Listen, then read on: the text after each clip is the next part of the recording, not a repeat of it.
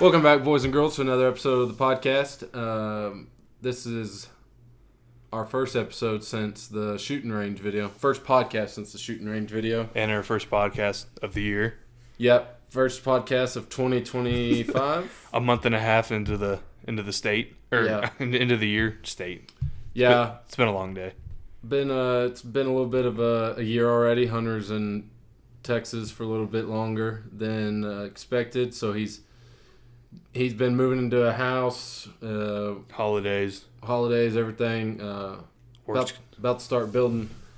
Have a little better setup than what you're seeing now. Hopefully, by the next podcast episode after this one. That's what I was going to bring up in this podcast too. So yeah, so that'd be nice.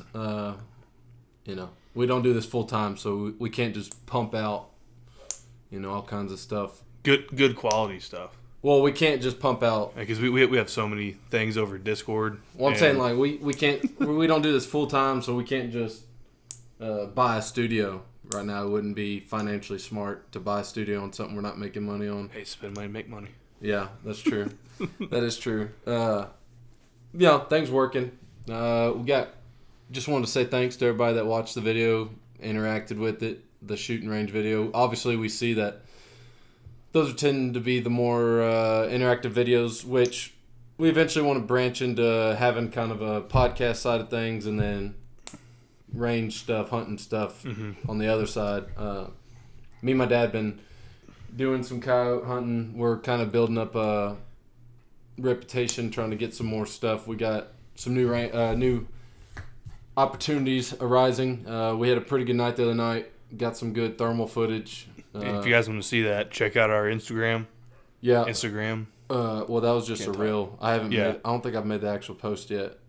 But if you guys want to see it, yeah, it will be coming up. Go check it out.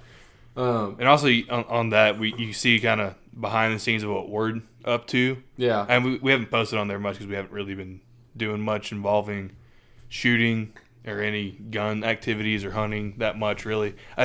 You have, but not. Yeah. But not really recording it that much. Yeah. So we got a lot of stuff happening right now. Definitely would like to start doing some more Yodi videos and stuff. My dad's wanting to start recording more hunt stuff, testing out the new call we got, and hopefully it'll open up more opportunities. I know he's been talking about trying to get some sponsorships with the calls we've been using, so hopefully that'll work out and we can produce even better content for you guys. But anyways, getting into what we're wanting to talk today, you obviously see something pretty familiar for those of you that's been watching. All 10 of our reoccurring video or viewers. But if you have seen our videos before, you've probably seen this firearm in front of you. Once or twice, maybe 3 times. I don't even know. Yeah, it's been at least 2 or 3 times. It was in both our shooting range video. No, it wasn't in the first one. You didn't have it then. It wasn't the second one either because... Oh, you didn't have it there either? Mm-mm. It's been in something. It's been on our Instagram for sure. It's been in our podcast a couple times. Yeah. But I don't think I've actually recorded shooting it. I haven't shot it in a minute anyway. Regardless, you've probably seen this video if you've seen any of our content. Probably, more than likely. But just to kind of run it back for you, Hunter, go over what it is. So this is a Seekins Precision Havoc kit. It's chambered in 308. But the point of this episode is this is what I would consider a modular rifle because you can. So there's a pin on this backside. I'll get some B-roll footage of it, kind of playing right now. And there's a little. I think it's an Allen key. You unscrew it and then you can swap the barrel out. So you just have to swap out the barrel. Well, you'd have to swap out the bolt for some calibers. Yeah. So as of right now, to what I get is that Seekins Precision only has this in short action. Mm-hmm. So they have it in 6 millimeter Creedmoor, 6.5 Creedmoor 308, 223, 6.5 PRC.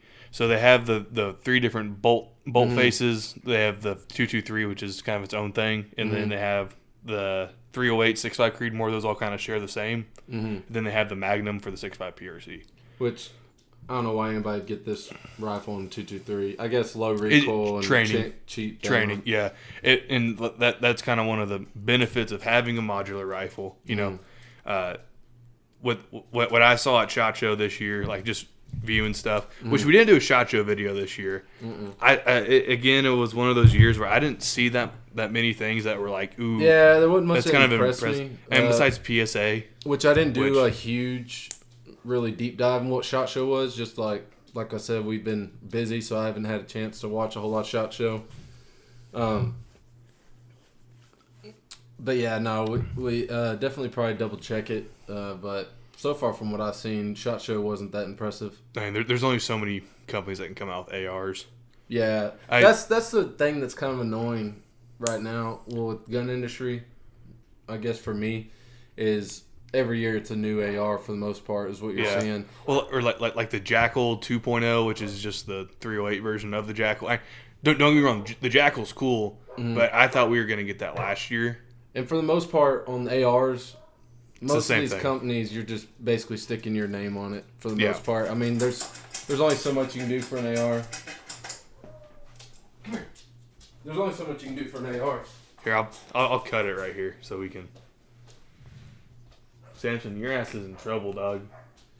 Yeah, I'm gonna probably get in trouble for having him walked in here. Let's keep an eye on him when I'm home. In case he has a seizure. All right. Anyways, as I was saying, there's only so much you can do to an AR. Yes and no. I mean, well, I'm saying as far as being innovative. Yeah. You, I don't know. It's just I'm tired of seeing. It's kind of at a stopping point right now. So which I get companies. Some companies, when they come out with the new AR, it's supposed to be because it's more accurate, or they changed the gas system some way, or they integrated a new, comes with a better trigger than their last model. But I'd like to see more in the bolt or lever action, which lever actions I did see been kind of kicking up. I did see a couple AR lever actions. Yeah, it's supposed to. There was a lot. From what I've seen, the theme of SHOT Show this year was California compliance. Yes, because what's it called? 10-round mags. No, what's that company called? They're not really that amazing. Starts with a K. They used to not be that really good of a company. Kel-Tec. Oh yeah, Kel-Tec. They're kind of known for just coming out wacky shit for the most part. Yeah. Did you know that they came out with the Tech 9 pistol? Yeah, I think Coles showed me that. I feel like someone showed me that. The freaking ghetto blaster. I didn't know that until a video I watched on the new pistol, and I was like, I didn't know that they came out with that. The biggest piece of shit on the market, but yeah, they there's a reason why it's called the ghetto blaster. Well, they have the new Kel-Tec that came with is a top fed 5.7. Was it a 5.7? Yeah, I think so. Yeah. And then someone came out with an AR that has a fake magazine or whatever, and instead it's a clip that you just quickly loads like 20 rounds or something. Did you see that? No. It feeds through, so where your ejection usually is on your BCG. Yeah. They have it to where it looks like a regular AR, but then you take the mag out, put it where the ejection port is, and then you just pull a lever and it quickly puts rounds in. I didn't see that. But I did see a different AR though. The guy was very timid in the video. Like he seemed very nervous. It was like the pump action AR. I don't know if you saw that. I feel like I know what you're talking about. Where instead of the charging handle being in the back, it's in the front, so you can charge it up in the front. Quick Google search. Yeah, see, I'm trying to remember what the freaking. That's what I'm saying though. Like the big theme I saw was California compliance. Yeah, here it is. Mean Arms feed ramp. I haven't seen that. Yeah, and that little ring, you just put your finger in there, and it loads it up real quick. It's their way of getting around California's goofy ass laws. Which, I mean, if you really want a gun that bad, just move the hell out of California. Yeah, and don't worry about. Some people can't though. Yeah, but it's just Got to spend money to make money. At some point, getting around, having to worry about getting around all these stupid laws gets annoying. But whatever you do, if you're from California and you're listening to this, don't move to Texas. It's awful here. Yeah, terrible place. I heard Oklahoma's great. Or Arizona. Or Arizona. No, I think Arizona's kind of cool. Or New Mexico, it's another one. Yeah. Or go to Florida. Colorado. Go to Florida for a little bit. Leave us. Yeah, out. yeah. Go bother the old retired people. Yeah. But anyways, kind of going back to what we were talking about, or what this episode was, is modular rifles. Yeah. Are they useful? Or is it the way of the future? Or is it a fad? You know. Yeah, I mean, I think it definitely has its. It has its places, but I think where it is right now, it's going to be, and it's only going to go up from here. My thing is with people doing like this modular thing, because there's only really 2 companies that I know that are doing it and that are successful at it: Seekins and Barrett. Those are the only 2 companies I know that are doing bolt guns like this. Yeah. And this the Barrett MRAD, but that's a $10,000 gun, and then the barrels are $1,500 a piece. Well, see, that's my thing. Is this gun? I think MSRP is what, like $2,500 or something. No, it's $2,000. Or $2,000. Yeah, $2,000. So you're spending $2,000, and then a new barrel. It's $5,000. Is $500 from Seekins, but there's a company, I don't remember who it is off the top of my head. Yeah, and see that's my thing is. At $500, you can buy another decent rifle ready to go for whatever caliber you want to switch over. Yeah. It's just, I don't see, for me, I don't see the need for it at the moment as far as, because either way, so you're going to want to double check. So I'm the exact opposite as you. So I think it's expensive. Yeah. But you only have to spend money on one action, one scope, one bipod. Yeah. You don't have to buy a whole new gun setup for every gun that you get, which a lot of people don't. Or Yeah. some people don't. They'll buy one good scope and swap it between guns. But like this, for example, that scope's never going to leave this gun, most likely. But what I'm saying it will leave eventually. I need a better scope for it. Other than the range, for most people, who's going to be switching their barrels out that much? Well, yeah, that's the point, though. You obviously, you can shoot a coyote with a 308. Yeah. But there's another company, it's the one I can't remember, where you can get 22-250 barrel, you can get 7mm 08, or if you want to do a competition build, you throw on a 6.5 Creedmoor, and it's the same action. Yeah. You're working the same action, you're smoothing everything out, you're getting used to the same gun, you're not having to rely on multiple setups. Yeah. I mean, it's definitely good if it gets in the cheaper market, because your average consumer is not going to want to spend that much money. Average consumer, no. Yeah. But it's really weird because we all at least within the gun industry that I was in, if there's a lot of used guns on the shelf, there's something wrong with the gun. Yeah. I see a lot of used Seekins Precisions, and this gun shoots lights out. So, but talking to the sales rep, which the sales guy is just trying to sell it, but which the weight probably has a big thing to do with it for most people. It is heavy, but it's a little bit more competition oriented than hunting. Yeah. Hunting, because the way this is set up with a suppressor and ammo, it's 19 pounds. Yeah. And then trekking with it last year when we went pig hunting, that sucked. Yeah. That was brutal. It just kind of depends on the area. Most people in Texas, when they buy a rifle, it's going to be primarily used for some sort of hunting. Yeah.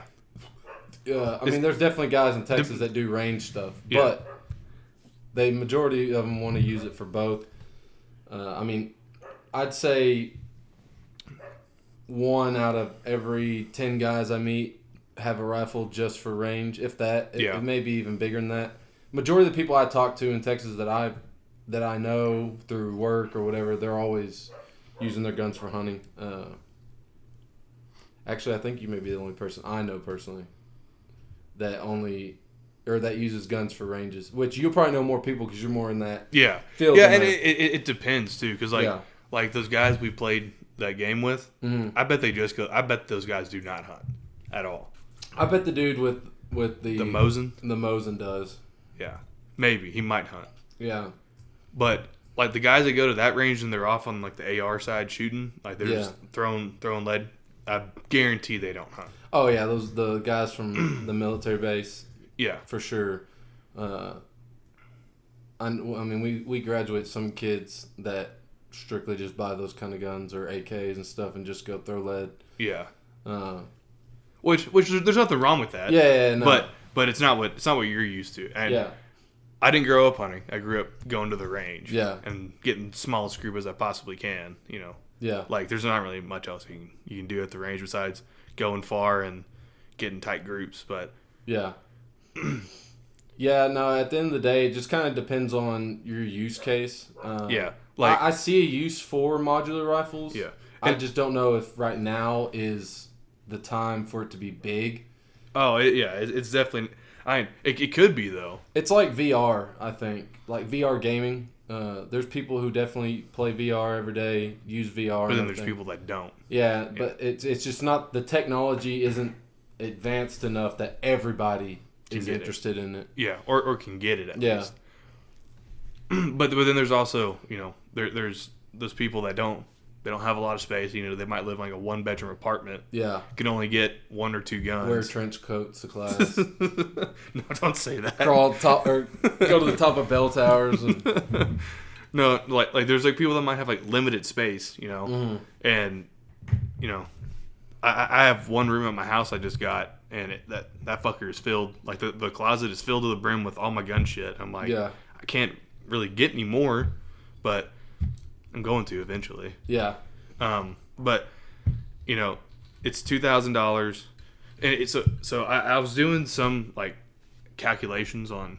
All right, so if we get this gun, you get 3 barrels for it, and then a pretty good scope. You're coming in about $4 grand, right? Somewhere in there. Then you get if you got like a Ruger American, which those are about $700. Like your 6.5 Creedmoor. No, they're around 5. You can get around 5 now. No, they're not. Gen 1s all day. Okay, fine. Gen 1, you gotta get the scope for it. Gen 2, you're looking around 6, 7. Yeah. But Gen 1s, which are still plenty fine, just not fluted and all the fancy stuff. So, anyways, I was doing just like a base calculation. $700 for a rifle for, let's just say, 308 with a moderate level scope for about $500. That's $1,200. Mm-hmm. Then you wanted a 6.5 Creedmoor precision gun that you're gonna go compete with. Yeah. So I did the Bergara HMR because it's it's $1,100, $1,000 depending on where you can get it. But you want to get a good scope for it. It's another $1,000. It's 21 plus $1,200. Yeah. Then you want a varmint gun.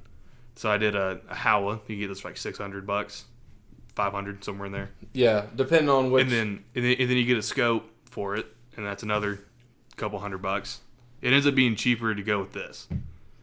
Yeah, I mean it also depends. It depends where you get the barrel, because the aftermarket barrel for this gun is more expensive than buying it from Seekins, which is weird. See, the way I think they would make this more appeasable to people is if they make it to where you can only buy the barrels for that gun. Like, for instance, how am I trying to word this? If they made the barrels cheaper to where you can only mount them to that action and designated to that gun or whatever. That's what they do. Well, I'm saying instead of, because that's what's going to get a lot of people is they're going to think 500 something. I could put that towards another rifle just by because there's people, I know people that can shoot lights out, but they have a rifle for every different need.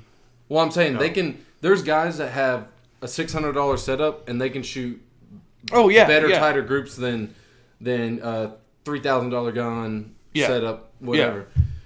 It just kind of depends. I think once the price point gets down, because I know there's some people that they won't spend more than $300 on a scope. They won't spend more than $600 on a rifle. I agree. So it's not what I'm saying. No, I get what you're saying. Yeah.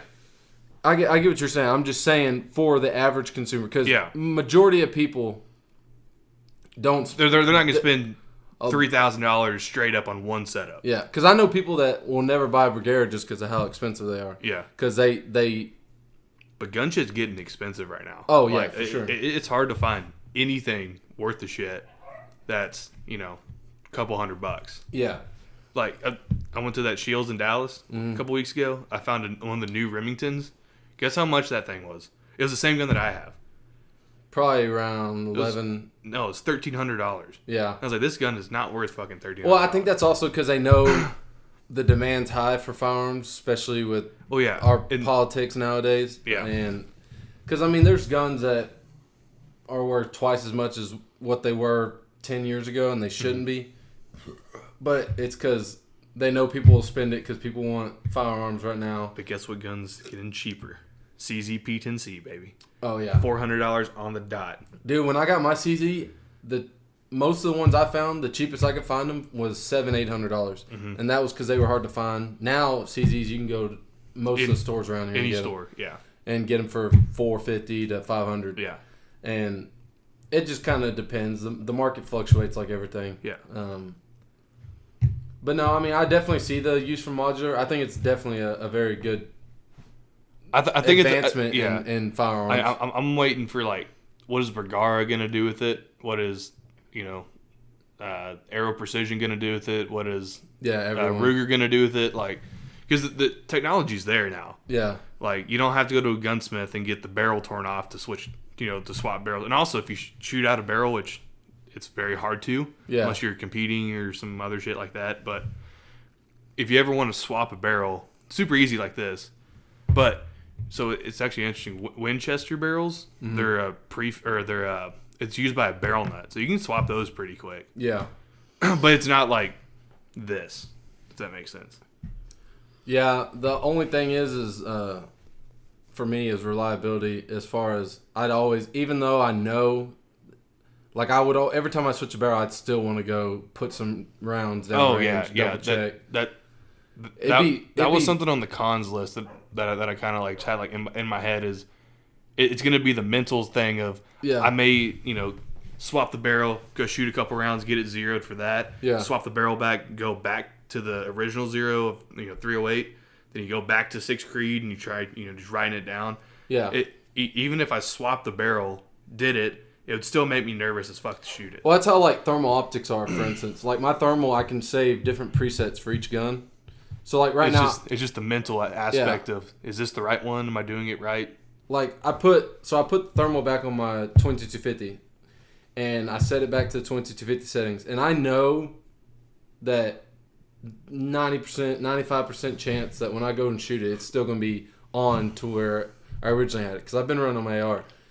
But still, that mental, you're like, I don't want to go out there and take a chance of missing just because I didn't verify. Yeah.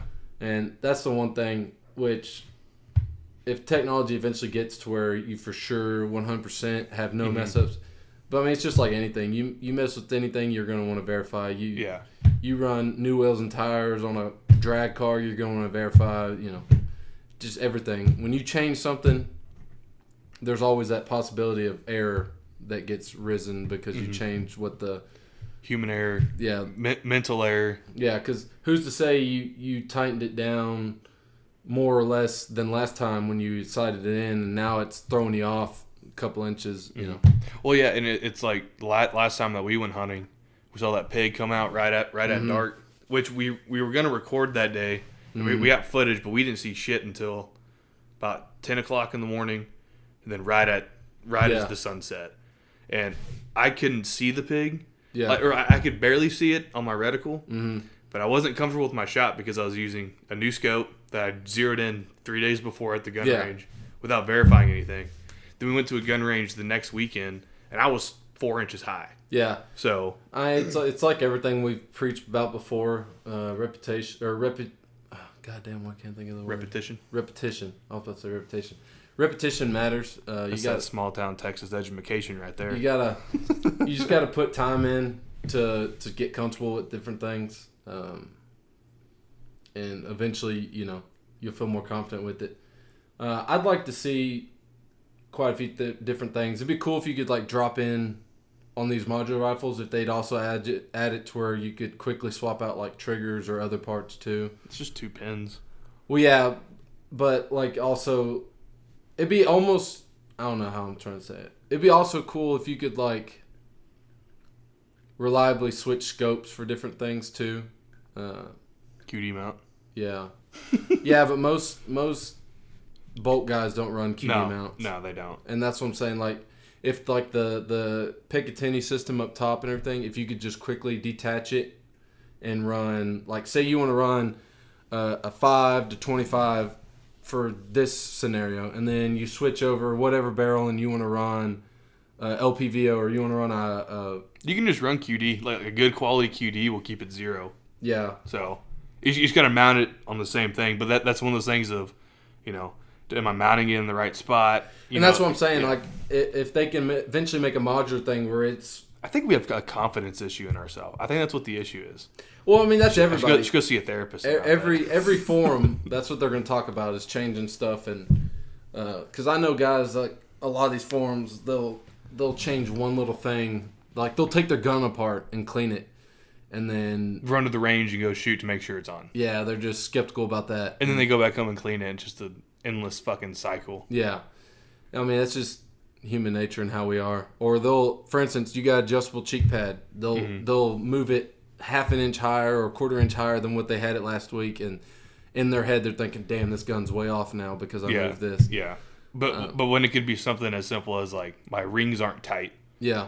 Or the scope mount's getting loose, or I just exhaled differently on this shot than the other one. Yeah, or maybe my trigger pull has just changed because I haven't shot in a while, or the way I'm making contact. Which I need to go shoot because I haven't gone shooting in a while. Yeah. Part 2 on the video. It'll definitely. I think modular rifles become more popular as they become more. So I didn't know this. I did see this at SHOT Show though. Seekins did come out. I think all of their actions now are swapping, or you can swap barrels and stuff pretty quick. Even like their hunting guns. Yeah. So yes, this is a 17-pound gun, but you can get the lighter one too. Yeah. Carbon fiber strike, but those are getting like $3,000 ish somewhere up there. Seekins definitely makes nice rifles, and I think they're it's my best shooting gun. They're ahead of their time. Yeah. It's just like everything, price point is what's going to scare most average consumers, especially for something that for instance, someone spending this kind of money on this rifle, and then. And I did not buy this gun new. I bought it used. Yeah. I do want to clarify that. So if you guys are new watching this, I bought it used in Colorado for like $500 off. Yeah, and that's like that. That's what I mean by like there's like a lot of these used ones that I bought this at Shields. The Shields in Dallas, they had one for the same price that I bought it for in Colorado, $500 off MSRP. Damn. Yeah. I need to take a trip to Shields. It's pretty. It's sickest store I think I've ever been to. The one in Dallas, they advertise that they carry a lot of staccato stuff in house. They have a lot of staccato stuff, and it makes you realize, shit, I may never be able to afford it. Yeah. Like, I can spend a lot of money on a good rifle because I know like that's like my wheelhouse. I like shooting rifles, ARs, bolt guns. Yeah. I'm not a pistol guy, but I want a staccato. Yeah, I'm more of a pistol guy. Pistols and bolt action's my thing. I actually been thinking about selling my AR, my 16-inch AR here recently. Which is gay. Or trading it for another bolt gun. I wouldn't. Yeah, but you're an AR guy. I'm not. I got my 10-inch still. I'll buy that handguard off you. $100. Yeah. Yeah, I don't know. Because I'm actually about to... My first AR I ever had, when my dad got it for me when I was in like high school. Yeah. I'm going to do some stuff to it and make it like a coyote hunting kind of thing. Yeah, I think it's got a pencil barrel on it, and it's not very good at shooting like volumes of shit, like shooting a lot. So I'm like, this would be a good like hunting setup because it's only like 5 pounds. I think my main issue with the ARs I have is that they're 223, and 223 just isn't my favorite for hunting. Same with my dad. My dad's been coming the same way. Just I don't know. I'd keep it just for the freedom of having it. Yeah. America. And you're in Texas, and everyone expects you to own an AR. So. Well, I'd still have one if I got rid of it. I forgot about your pistol. Yeah.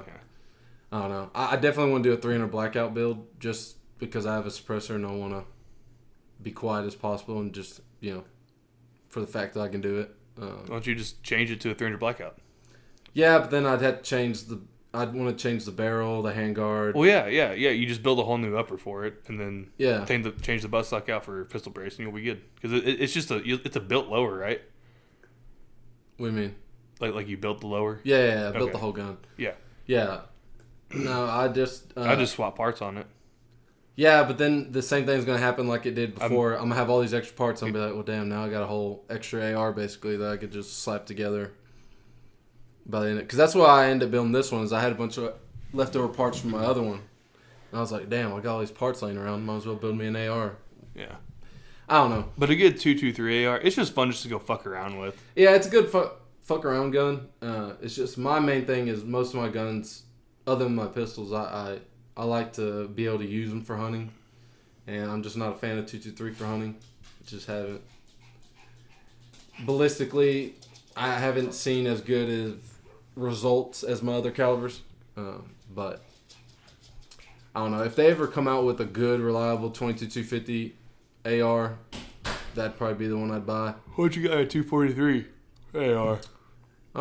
My dad's got 243s. He loves 243, and I don't have anything against 243, but I just like its bigger brother, 22-250. A little more. They're different in every single way possible. Yeah, but 22-250 is just better in my opinion. I like 22-250 better in every way than the 243. My dad likes 243. That's his favorite round. He swears by 270 also, but that's a whole different thing. 308's God's caliber. That and 45 ACP, buddy. Yeah, I haven't been totally impressed by 308 now. With as many calibers that are out now, I think 308 has kind of become more obsolete. But that's those are words of a sinner. Yeah.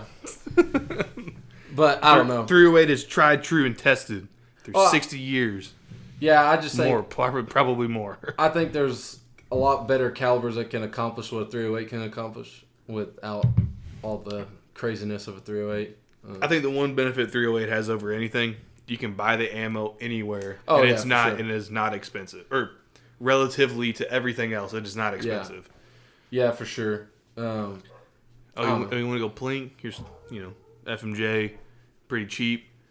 I don't have a 6.5. I like talking shit on 6.5 because it's just dog shit caliber. But I thought the same for a while, and then I got one, and definitely think 6.5 is it is a lot better than 308. I think 6.5 is great. I think it's better than 308 past 400 yards. Yeah, that's because that's the breaking point. Yeah, in my opinion, and that's the farthest distance hunting a lot of people do. Yeah, kind of just average 400 yards. Yeah, 6.5 ballistically is better out at distance. I've enjoyed my 308 since I've had it. I mean, it's definitely a lot more forgiving than most calibers. Except the last time, that was pretty bad. When at the gun range. Oh yeah, I think that's your scope. I think it was your scope. I don't know. I gotta tear that part gun, which I tore it apart to paint it, and that was part of the issue. And then there's also all the forums, everybody talking about 308 Brigueras having issues. But I'm not sure about that. That could. The biggest thing with guns too that you got to think is different. There's a lot of people out there that don't know what they're doing with guns, and then there's a lot of people out there that do know what they're doing about guns. And certain. What people, are we? I think we're people who we're in the middle. We enjoy firearms. We enjoy it. Yeah, I wouldn't say we're bad. I wouldn't say we're great, because I definitely know people that are a lot greater than us. I know people a lot worse than us. I'd say we know enough to get. I'm the greatest has ever been. Plain and simple. Yeah, I wake up in the morning piss excellence. But yeah, no. If you don't like Big Red, fuck you. Yeah. Speaking of that, getting off a little bit. Did you see Cletus McFarland made his NASCAR debut? Oh, did he? At Daytona. I did see that. Yeah, and he was kind of quoting some. He's basically like our Ricky Bobby. Oh, is he? Yeah. No. Yeah, it was pretty great. I'm not huge into cars. My thing is guns. So. Yeah. You're the opposite. You like. I mean, I like everything, but cars, beer, alcohol, or cars, alcohol, beer, and alcohol, tobacco, everything. Everything that just makes you feel good. Yeah. And they all do that. Yeah. But, yeah, I don't know. We'll kind of see how everything goes from here. The gun world, after SHOT Show this year, it kind of feels like it's in a stalemate as far as innovation, which last year or the year before, I can't remember. Except with optics. I don't know what the fuck's going on at the Chinese factory HoloSun's got in China. Yeah, I mean, HoloSun's always had pretty good products out. And but they're coming up with like random shit that like is cool. Yeah. That makes sense. But I'm still going to talk shit on HoloSun because it's HoloSun.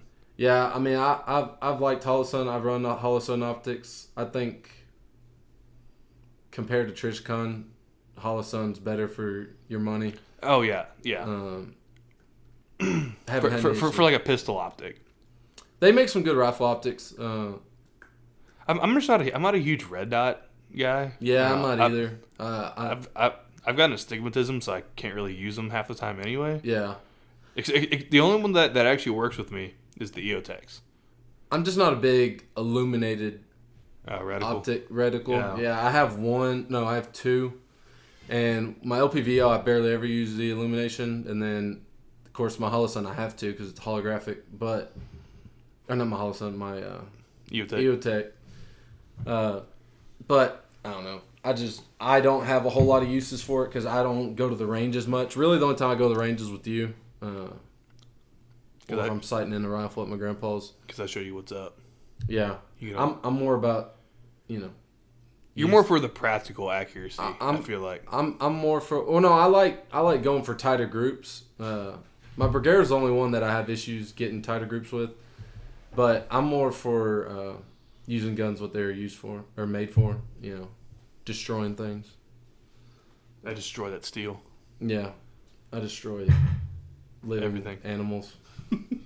But I don't know. We'll see kind of how the world or how the gun market goes or how the industry progresses as we go. Hopefully it gets better than worse, which I doubt it's going to get worse. And it's more at like a stalemate. Like, it's not really getting worse. It's not really getting better. Yeah, well, it didn't help either that the last few years the economy wasn't the best. So, companies weren't necessarily spending as much probably on innovation as they could have. And then everything is getting really expensive. Yeah. Like, just raw materials. Yeah. Steel's expensive. Aluminum's getting expensive. So. Yeah, the price of ammo and everything just kind of...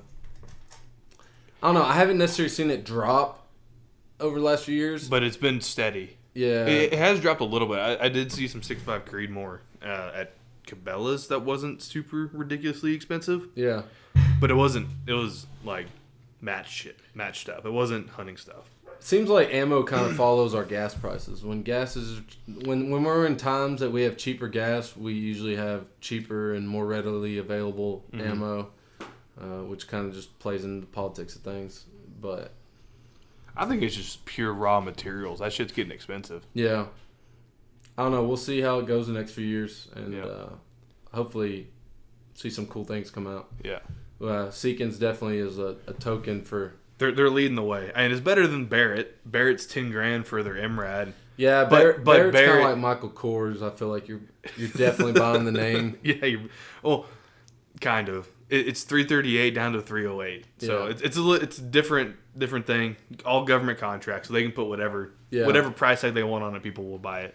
But they also came out with an AR-10 with a hot swapping barrel too, which is kind of cool. Who was it? Someone else just came out with one. I don't know if it was this SHOT Show or last year. They had a hot swapping barrel system, but it wasn't a regular gas system. It was like a piston. Was it a piston? Piston driven system. Yeah. And they had like the hot swapping barrel and all that. Yeah. But I don't know. We'll see how it goes, and you'd be damn sure that we'll be here to cover it. Hopefully. But until next time, stay safe. Stay active. Enjoy the active.